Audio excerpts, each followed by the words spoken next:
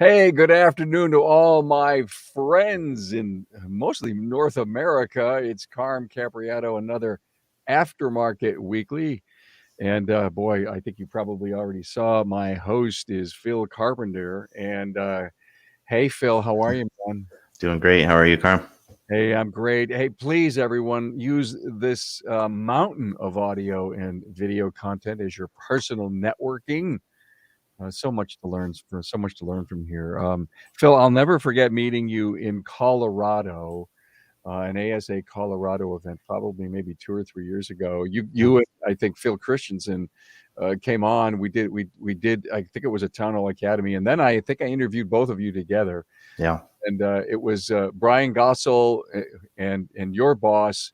Um, um, Brian excuse me. Yeah. Brian, I just I had a brain thing All there. good. Always talked about the two Phils, and Yeah. that they're both their lead, if you will, general managers, COOs of the business.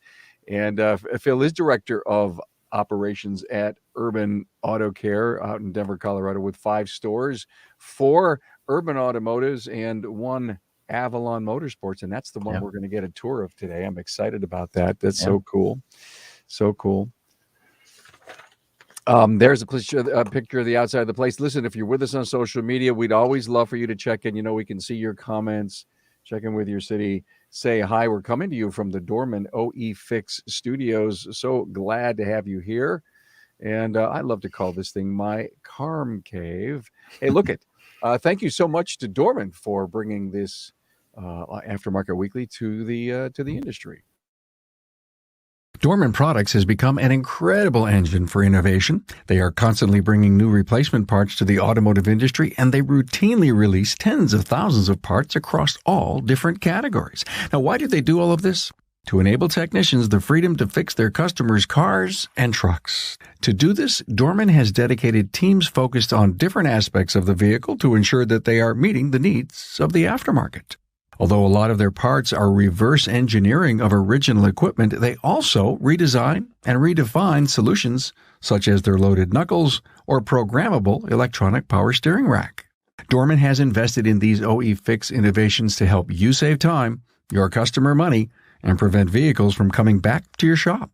In certain cases, Dorman will manufacture aftermarket replacements so you aren't forced to go back to the OE. Hey, want to know more about Dorman? Visit dormanproducts.com/tour. Phil, I got a picture up here of one of the episodes we did together, determined to grow from a technician to a service advisor to the operations manager, 15 years. You remember the day you started, and did you ever think you would be, actually leading the pack? I do remember the day I started. Definitely did not foresee it going this direction. I was started out as a technician, as it said. Just that was my mindset at the time. But when you catch a vision of somebody like Brian, you can go a lot of places. So, well, happy for you. Thank you. It's so great to meet you. I just got to find where I am in what order in my script here. But yeah, we want to talk about this Friday's Town Hall Academy. It's a coach's lab. Turn around a struggling shop. And I've got 3 coaches: Chris Cotton, Brian Gillis, and Murray Voth to come on. Phil, I don't know, you're active in coaching groups and in 20 groups and in networking groups, and you probably hear this not necessarily all the time from your peers, but that there's a lot of people out there that need some help. Absolutely. Yeah, we started early on with a coach and still have a coach. It's absolutely vital. There's no strength in thinking that you don't need it. There's strength in admitting that you do need a coach. Well, look at Phil is here not only for us to get a great tour of Avalon Motorsports, but to talk about growing branches. And I'm really excited because you've been so spearheading the growth at Avalon and Urban Auto Care. Yeah. Let's talk. I mean, say for example, Store 6 was going to come up, and you sat in front of your team, you and Brian. I mean, the team has to really say, wow, cool, we know this. The clear vision of the company is apparent to everybody. Yeah, absolutely. Yeah, I mean, we definitely have been actively growing and recruiting based on that growth for quite some time now. So it's kind of a given that that's how we create more opportunities for each team member. The biggest thing for them now is just making sure, like, okay, is my store in a good position? Do I have the teammates that I need and the support that I need to continue doing what I'm doing? Because we know they all know, like, okay, that's going to take a lot of Phil's bandwidth as that new store opens. Am I in a good spot right now? So that's the key right now.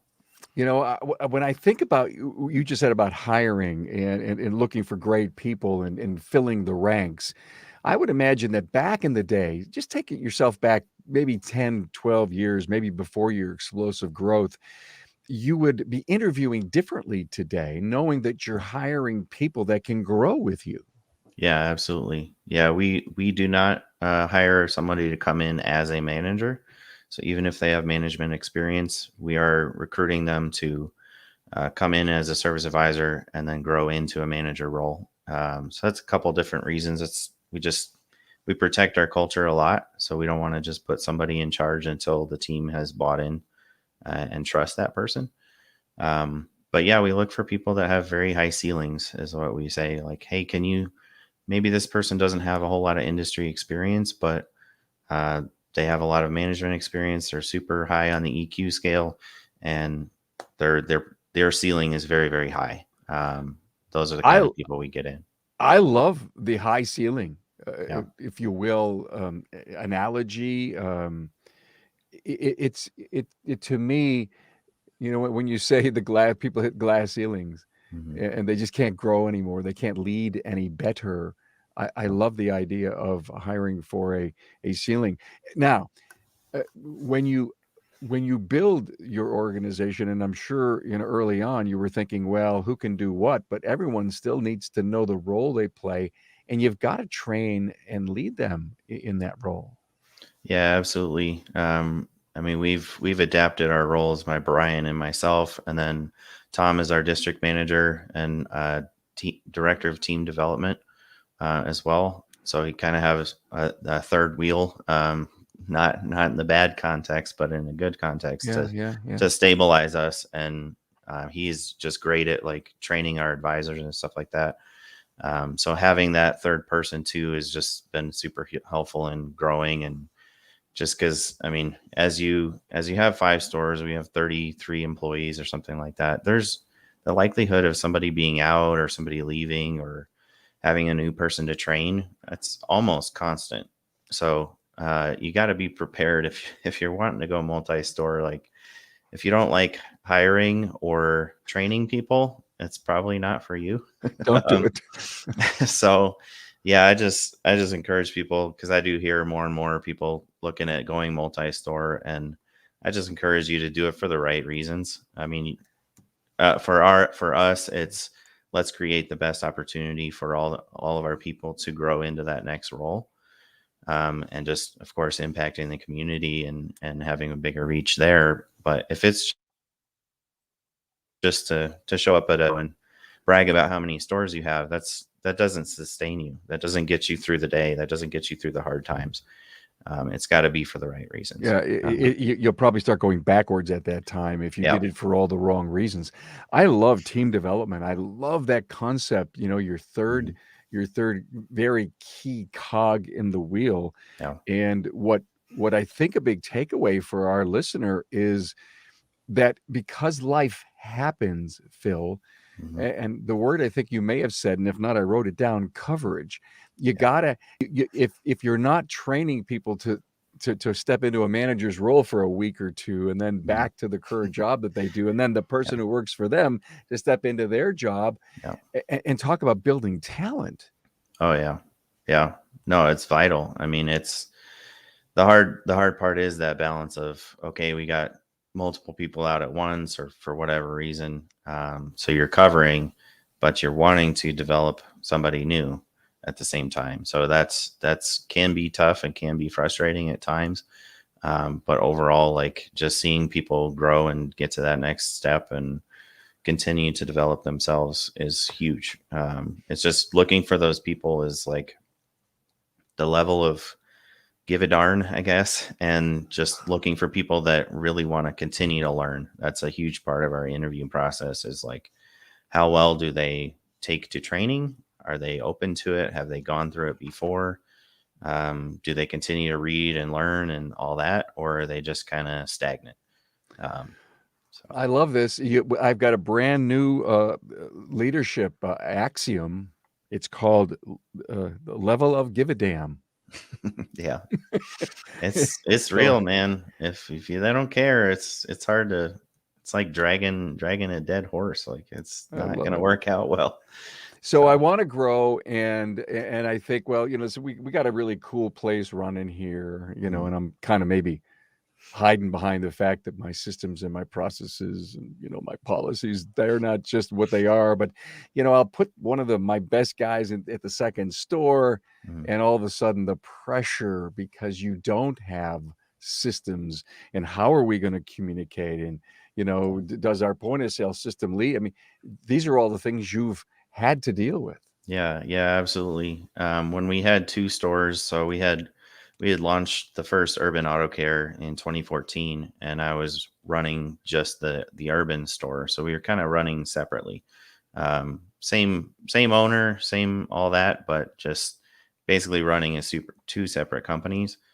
And then we started talking about growing, and I was like, okay, well, we got a ton to do to get on the same page. One, just with ourselves, but 2, like, we had 2 different point of sales at the time. It was like, okay, this is not built for scale. So we got on the same point of sale. We got on the same phone system. Like, okay, how are we going to communicate between stores? So we set up like Google Workplace to be able to share information and have chat and all that stuff built in. Even like setting up like silly things sometimes, like credit cards. Like, okay, each store is going to have its own store card. Stuff like that, just trying to keep track of accounting and all that. Yeah. What's gonna work as single stores, but then still be able to see the whole company. It's together. smart. It's smart. I mean, how else would you allocate on your general ledger if you weren't managing separate cards? Yeah. And just think of the control that gives you. Yeah. Amazing. Yeah. So you probably have a full-time job of always recruiting. Brian does, thankfully, he does a lot of that. Okay. That's kind of he's primarily doing marketing and recruiting. So he's marketing to clients, and he's marketing our company to new employees. So that's his primary role. And then as he's getting those in, then it filters to Tom and myself, and then whatever store to hire as a team. So Brian vets them, make sure that they're going to be a good cultural fit. And then as we have them on site, then we're determining, hey, how are they going to work well with this team? And then the team's got to say yes before we hire them. Okay, so you and the team get a vote in what Brian discovered. Yeah, exactly. And Tom, being the director of team development, like, he's most likely going to be training that person on some level, less with the technicians, but definitely with the advisors. So, like, he's got to be there. He's got to join in and make sure that this person's going to jive with him, because sometimes he'll sense something that Brian and I won't. Like, hey, I picked up on this one little sentence that person said, and he'll ask that like very poignant question that will really pull out, like, yeah, this is going to work, or no, it's not. Wow. So yeah, different points of view. I can see the value, huge value in that, and I hear this all the time, that we just don't hire unless the team has a chance to see, if you will, that person sometimes at work. Yeah. Excellent. Hey, look, I know we could go on for 3 or 4 or maybe even 5 hours and talk about growth and branches and logistics and challenges, but this was good, and I think there were some incredible takeaways from this that I know our listeners are going to value. So I can't wait. We're going to do the tour here in a minute. We've got some really cool new listens that we've been working so hard at. As you know, each and every week, all this great stuff comes out. A great friend of yours, Brian Gossel, came out today. Are You Dreaming Big Enough? And of course, your name was dropped in that thing, and so was Brian's. And so it was a great show. You got to hear it. There's so many incredible takeaways from that. Practicing the Automotive, Bob Hype, Matt Fonslow, Scott Manna. That was an incredibly great episode. The first time I got Scott Manna to come on the show, which was great. And then taking the leap from employment to ownership. It was a great episode led by Bob Ward, who is a perpetual business coach. And Matt Fonslow's recent episode was a great interview with Dutch Silverstein. So I'm ready. I'm ready to see the tour.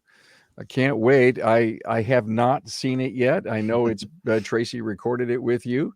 So here we go. It's yours, my friend.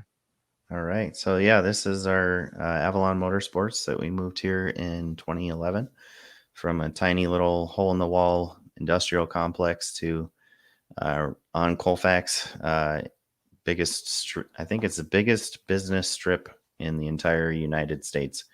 It's like 45 continual miles across Denver, right down that street. We have right over there on the right hand side there is Weisco Motor Cars. It's like a higher end dealership. Mm-hmm. So this is the client entrance. We have like this little greenhouse that we kind of use for staging some of the nicer cars, or if we've done like a big project or something, we'll put the client's car in there. How nice. That one's Brian's little 83 911 toy there. So they walk in through here. So kind of a different little entrance, but it was kind of what we needed to work with. We got our mission statement up there on the wall. That's parts delivery.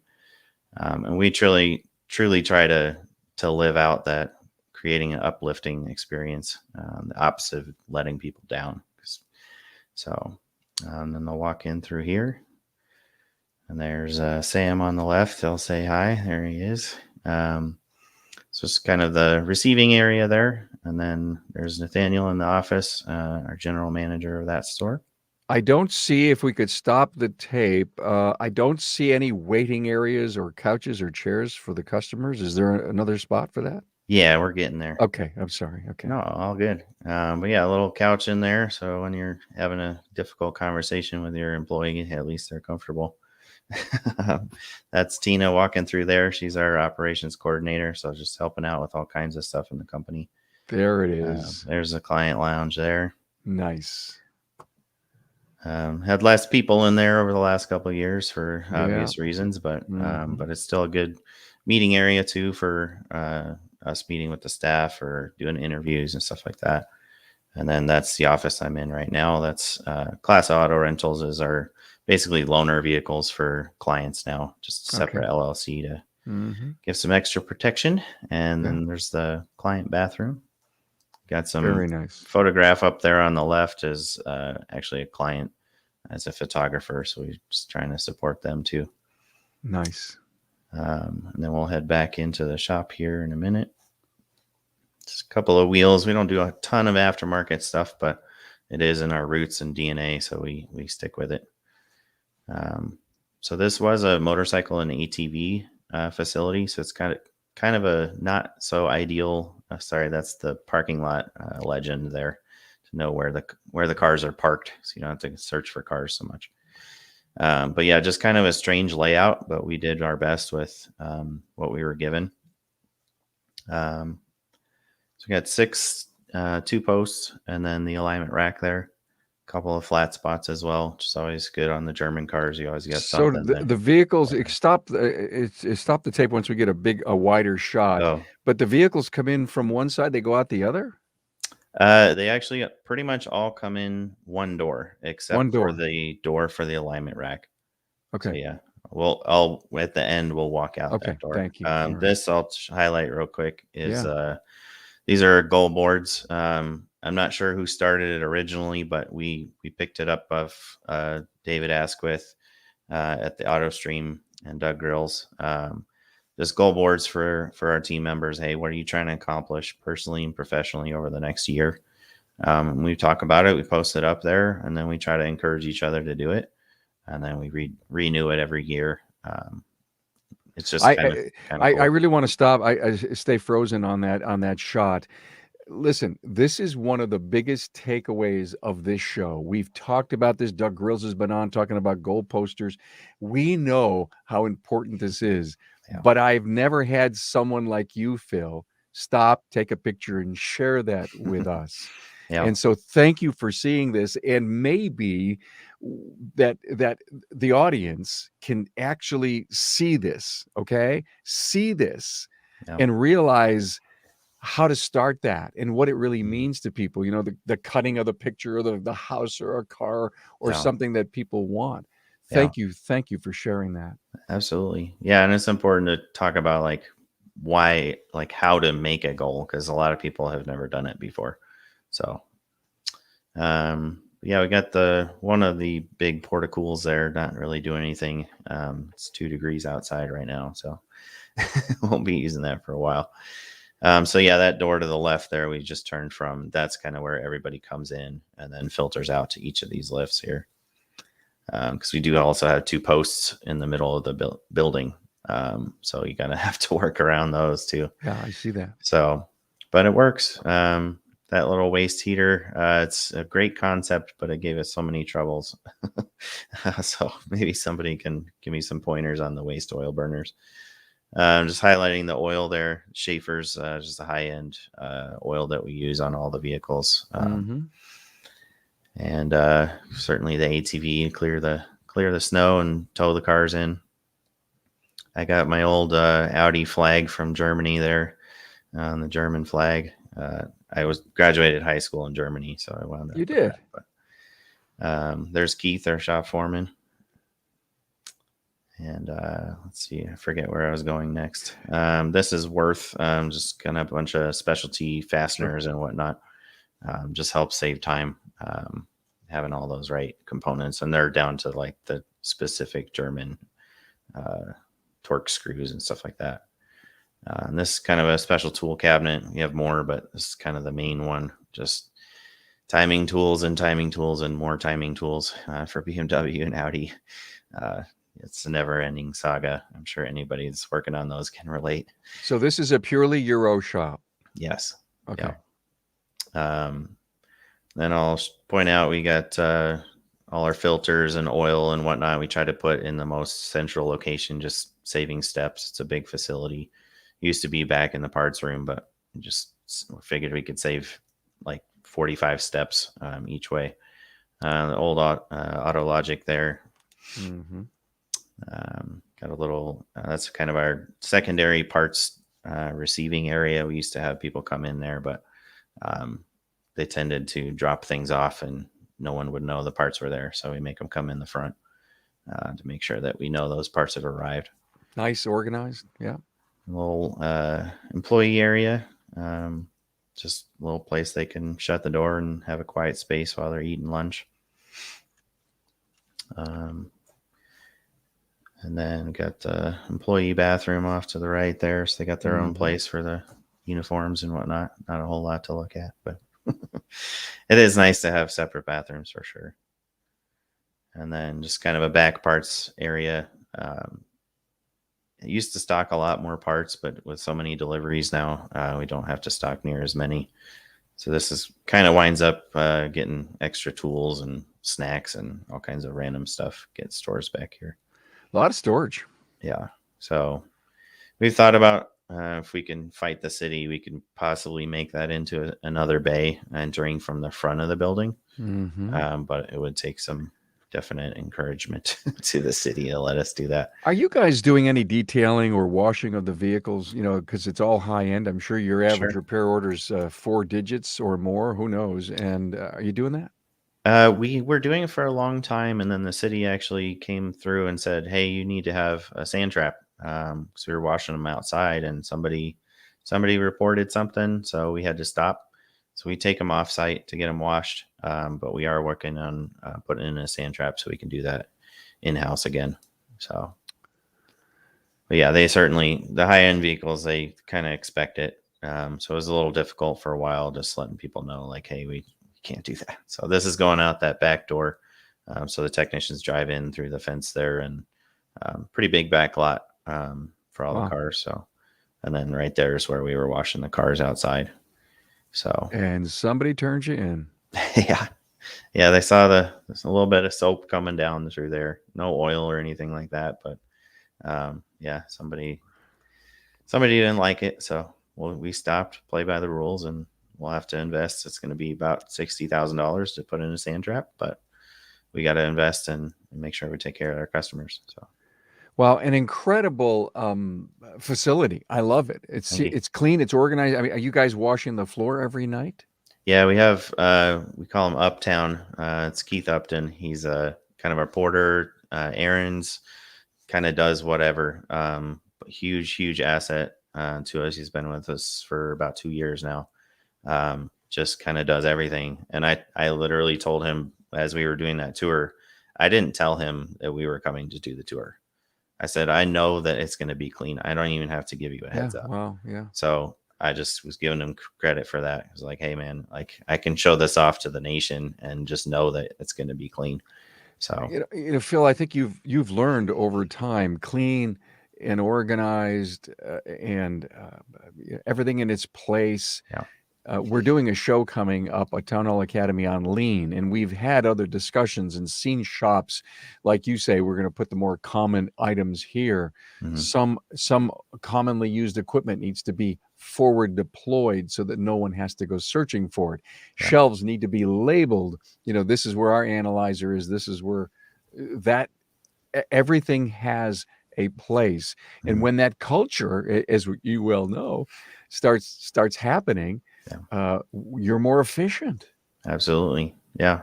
Yeah. I mean, sometimes it's like you're thinking, oh, it's going to take me so long to get this organized or labeled or whatever. But it's like it's like investing your money early. Like I'm going to invest this little bit of time and it's going to pay back small little bits of interest over time. So Well, shop operators are doing so many things to run great businesses, and a bunch of people wanted to come on and talk about lean because it is really helping them. And there's that whole Six Sigma thing where yeah, you're trying to have as many, less comebacks, if you will, and yeah, in our world, because you're doing everything right. Well, hey, thank you for the tour. Thanks for being here, Phil absolutely. Carpenter, Urban Auto Care and Avalon Motorsports. We had a tour of Avalon out in Denver. Every episode is available on YouTube. It is available on the podcast stream. You can listen to the audio. You can watch the video. We make it easy to get this information to you. Next week, Rich and Linda Brower from Plainfield, Illinois, are going to be with me. It's going to be a lot of fun. So, Phil, great for your friendship. Thank you so much. Great for the tour. It's just great Yeah. to see that. Say hello to Brian for me, will you? I will. Absolutely. All Thanks right. for having me. Thank you for being here, man.